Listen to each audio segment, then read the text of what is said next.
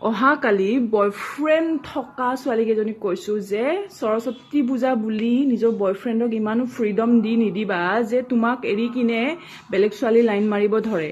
গতিকে অলপ মন দিবা। কালি সৰস্বতী পূজাত বোলে মই মোৰ ফ্ৰেণ্ডছৰ লগত ঘূৰিব যাম, তুমি তোমাৰ ফ্ৰেণ্ডছৰ লগত যোৱা। সিহঁতে আকৌ তোমাৰ বয়ফ্ৰেণ্ড কেইজনে আকৌ ফ্ৰেণ্ডছৰ লগতে যায় নে কোনোবা নিউ গাৰ্লফ্ৰেণ্ডে বনায় নে নিউ ছোৱালীয়ে চাব যায় কলেজবিলাকত, তুমিতো একো নাজানিবা। কাৰণ সৰস্বতী পূজাত চব ল'ৰাই ছোৱালী চাবয়ে যায়, বেছিভাগ ল'ৰাই ছোৱালী চাবৰ কাৰণে যায়। কিছুমানে নিজৰ গাৰ্লফ্ৰেণ্ডৰ লগত থাকে। এনেকুৱা মহান লয়েল বয়ফ্ৰেণ্ড পোৱাটো আজিকালিতো টান জানাই।